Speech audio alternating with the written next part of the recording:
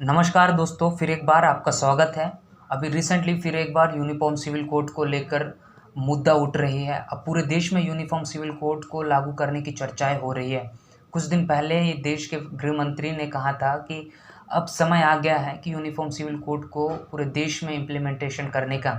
आज हम देखेंगे कि यूनिफॉर्म सिविल कोड होता क्या है, इसके बारे में हमारे संविधान में कहीं पर चर्चाएँ की गई है क्या, और यह भी देखेंगे कि इसे लागू करने में क्या फ़ायदे होंगे और इसके अगेंस्ट क्या कॉन्सिक्वेंसेस निकलेंगे। और यदि इसके बारे में हमारे कॉन्स्टिट्यूशन में है भी कोई प्रावधान है भी, तो अभी तक इसे लागू क्यों नहीं किए हैं।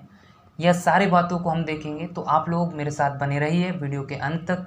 तो चलिए शुरू करते हैं। हमारे देश के संविधान में यूनिफॉर्म सिविल कोड को लेकर क्लियरली मेंशन किया गया है।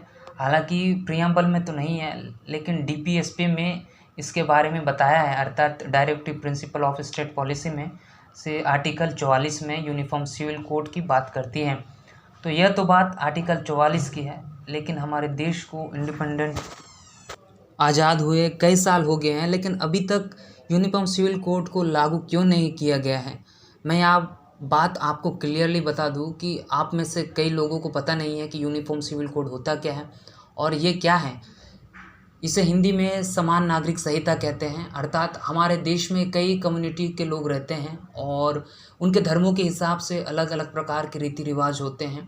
उदाहरण के लिए हिंदू मैरिज एक्ट की जो 1955 में आई थी, यहाँ पर हिंदू मैरिज के बारे में बात करती है। और उसी तरह मुस्लिमों के लिए भी मुस्लिम मैरिज एक्ट है। तो वहीं सिख और ईसाइयों के लिए भी अलग अलग अपने कानून हैं उनके।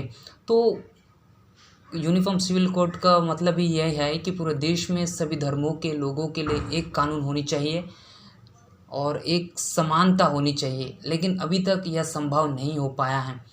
इसे लेकर समय समय पर चर्चाएं होती रही है, लेकिन नहीं हो पाया है। इवन सुप्रीम कोर्ट ने भी यूनियन गवर्नमेंट से जवाब मांगा है कि अभी तक इसे इम्प्लीमेंटेशन क्यों नहीं किया गया है।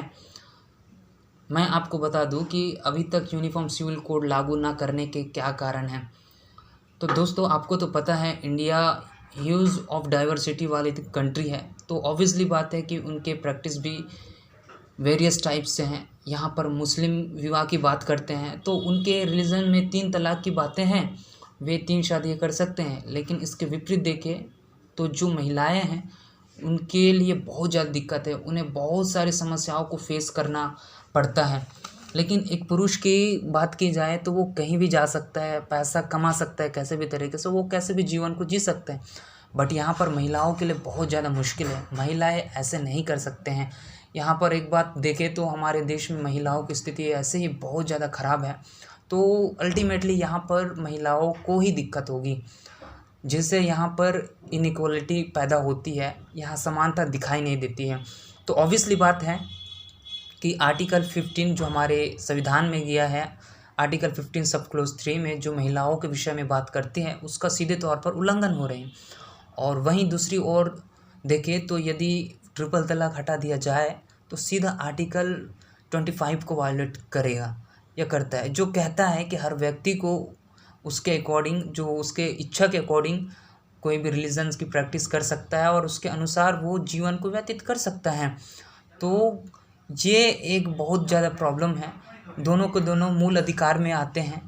तो यहाँ पर सरकार के लिए बहुत बड़ी चुनौती है जो यूनिफॉर्म सिविल कोड को लागू ना करने का। इससे संबंधित सहबानो केसेस भी है, आए थे बहुत ज़्यादा, जो प्रचलित थे 1978 में, जो उसमें बहुत सारे समस्याएं भी खड़ी हुई, बहुत ज़्यादा कम्युनल राइट्स भी हो गए। आप चाहे तो उसे डिटेल से आप देख सकते हैं, गूगल कर लीजिएगा। अभी थोड़ा समय नहीं है कि इस वीडियो को और लंबा खींचूं, इसके बारे में हो सके तो हम कभी और बात करेंगे। जो बहुत ज़्यादा ये केस जो है विवादित रही थी, और यह भी एक कारण है दोस्तों जो यूनिफॉर्म सिविल कोड को लागू ना करने का। यहीं पर यदि देश में यूनिफॉर्म सिविल कोड आता है तो क्या फ़ायदे हो सकते हैं। सीधे तौर पर मैं कहूँ तो इसमें इक्वलिटी आएगी, जो सभी के लिए एक ही समान कानून होगा। अर्थात कोई यह नहीं कहेगा कि मेरे साथ डिस्क्रिमिनेशन हुई है। ये एक बहुत अच्छी बात है और विशेष करके महिलाओं के लिए बहुत अच्छी बात है क्योंकि महिलाएं ऐसे भी बहुत ज़्यादा पिछड़े हुए हैं, तो उन्हें समान अधिकार मिलेंगे। ये एक बहुत बड़े फ़ायदे हैं। इसके बारे में आपके क्या ओपिनियन है? यूनिफॉर्म सिविल कोड को लाना चाहिए या नहीं, आप मुझे कमेंट करके बता सकते हैं। यहाँ पर एक और मुसीबत खड़ी होगी कि यदि हो सकता है कल के दिन में यूनिफॉर्म सिविल कोड को लागू कर दिया जाए तो इसमें कम्युनल राइट्स भी हो सकते हैं। यह बहुत ज़्यादा दिक्कत होगी, सेंसिटिव मामला है। मैं आपको बता दूं कि ये इससे पहले कि हमारे देश में यूनिफॉर्म सिविल कोड लागू हुई है, तो वो है सिर्फ़ और सिर्फ गोवा में यूनिफॉर्म सिविल कोड लागू किया गया है। दोस्तों यह बात आप लोग ध्यान रखिए। यह थी दोस्तों आज की टॉपिक एनालिसिस। आपको कैसा लगा? यदि आपको अच्छा लगा तो वीडियो को शेयर कर दीजिए, लाइक कर दीजिए दोस्तों, और चैनल को सब्सक्राइब कर दीजिएगा। मिलते हैं नेक्स्ट वीडियो में।